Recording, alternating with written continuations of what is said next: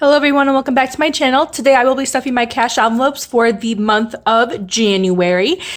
And as you can see, things look a little bit different, and that is because I only have, $17 here so far. And obviously $17 will not cover all of my cash envelopes. And I'm doing this a little bit differently because I'm actually depositing a few of my cash envelopes into the bank, either because they've come due or I'm gonna spend them. And I don't really do cash spending. I do it mainly on my through my debit card. So I kind of put the money in the bank beforehand to make sure that it's there to avoid overdrafting and whatnot. So that is why I only have $17, because hopefully if I did the math right, the money that I'm going to take out from the deposit from the envelopes already will cover what's going to go in the other envelopes, if that makes sense. So instead of taking out the money, stuffing the envelopes only to put that same money back in the bank, I decided to do it this way. So hopefully I did my math right and everything works out. If not, it's super simple just to go to the bank to get another 20 or 10 or whatever I need to cover it. So let's go ahead and get started. So if you guys are familiar, I always use icons to represent the cash envelopes in my budget. So the first one is pocket money, which is $10. So I'm just going to take this 10 and set it off to the side to put in my wallet, since this is like my personal spending money. I don't have an envelope for that since I just keep it in my wallet. So that's going to be set aside. And then I'm going to move on to the sinking funds. And as you can see, some things are kind of already filled in. That's because I'm filming this kind of late in the month. It's a lot later than I normally film. So my budget, I have already filled in some things and spent some things. So you might see a little bit changes, but not a big deal. So in order to get the cash first, I'm going to find the envelopes that I need to deposit. And I'm going to quickly take those out so that I have the money ready to go. Actually, I don't think I'm going to do this one. So those envelopes are Scuba and my parents' gifts. So Scuba, I have 20, 40, 60, 80, 20, 40, 60, 80, $180.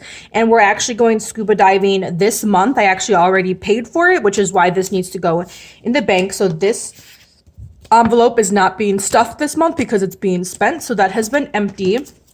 And then my parents' gift as well. This was a Christmas gift, and because it's a larger purchase, as you can see, I have $300 saved up for that.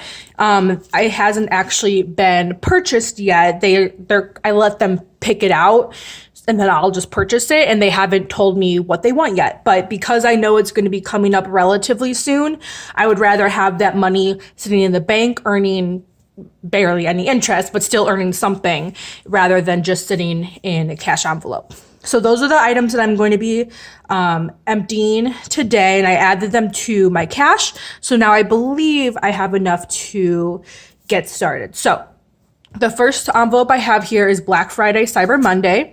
As you can see, it is getting $15 this month. I currently have 15 in there. So I'm going to take out this 5 and add a 20. So the net gain is $15 and my new total is 30.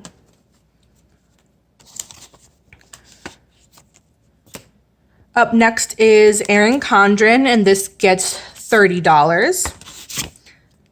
So you can see I currently have 20, 40, 60, 70. So I'm going to take out the 10, add 2 20s. So now I have 20, 40, 60, 80, 1.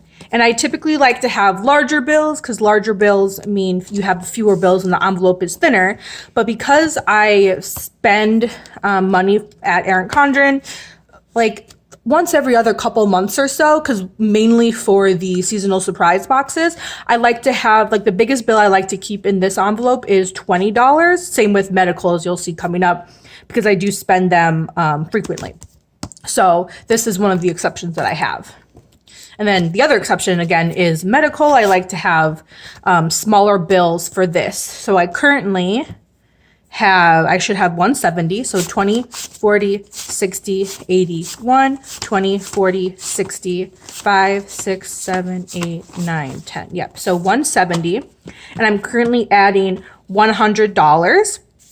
And I think, yep, I'm going to take this one here. So instead of having all 20s, because I have over $100 worth in 20s and small bills anyway, I feel comfortable having the $100 bill because it will be a while before I need to make change for it.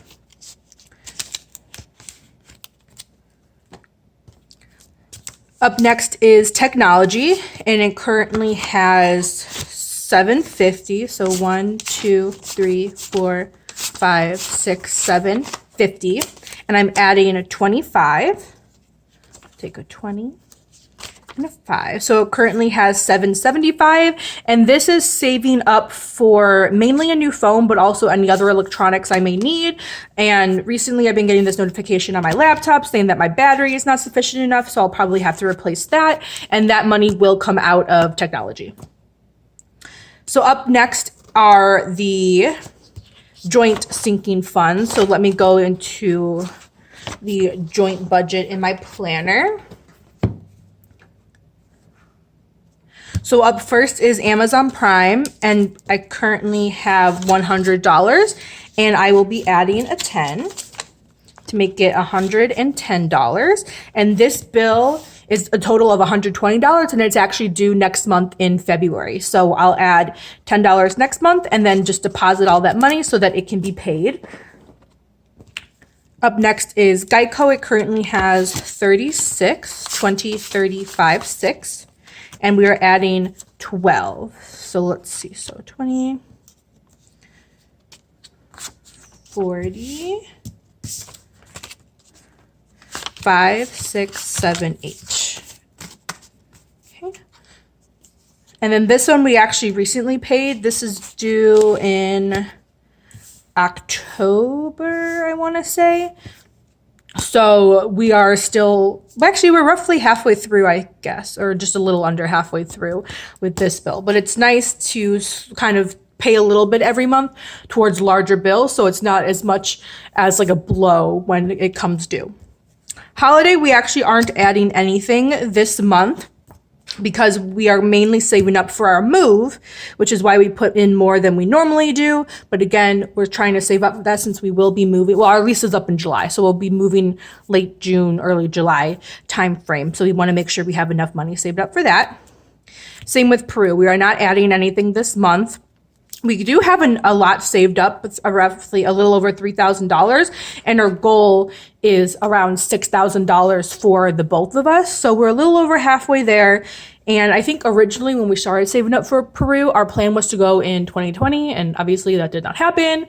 So I think our new goal would hopefully maybe be at the end of 2021 or maybe even the very beginning of 2022. So I'm hoping that we can have enough money saved up by then, but it may not be possible because again, we're putting all of our extra money towards moving right now. That is definitely the priority. So we'll see how everything plays out. And then last but not least is wedding. And this gets, let's see, how much do we travel. And this currently has $1,000, which obviously is fake. When I don't like to have more than $1,000 in each of these envelopes at a time. So once I hit that amount, I put the $1,000 in the bank, and then I have like a fake $1,000 bill printed that I printed myself to remind me that I do have $1,000 sitting in the bank. So 1,000, 100, 200. And then actually, let's see here. I think I did some of the math wrong because I only have 200 left and we're adding 300. But I know we're actually spending this money this month anyway. And so I think this was one of the ones that I wanted to deposit as well. So instead of adding to it, I'm just going to take it out and leave it blank. Because like I said, we're spending the money this month anyway. So because I don't have enough, I'm just going to transfer it and make this a digital sinking fund for now. And then we're actually planning to empty this. So we're not doing a lot of travel, at least until we move anyway. So whatever we don't spend, which is basically $1,500, whatever we don't spend this month for it, it will be going and rolling over into our moving fund so we can kind of save up for that as well. So I believe that is all for my cash envelope stuffing. Like I mentioned, I knew I would have some money left over at the end, because especially because I withdrew, or I basically withdrew. I emptied a lot of the sinking funds, and because what I was putting into the bank, depositing into the bank, would have been more than I needed to withdraw from my cash envelopes anyway. I knew I would have some money left over. So what I'm going to do with this, all of this will just go straight to the bank. So instead I can make one transaction instead of basically 2 or 3. If I did it the normal traditional route. So anyway, enough of my rambling. I hope you guys enjoyed this video. Don't forget to hit that like and subscribe button, and I'll see you next time. Thank you so much for watching, and I hope you have a good day. Bye-bye.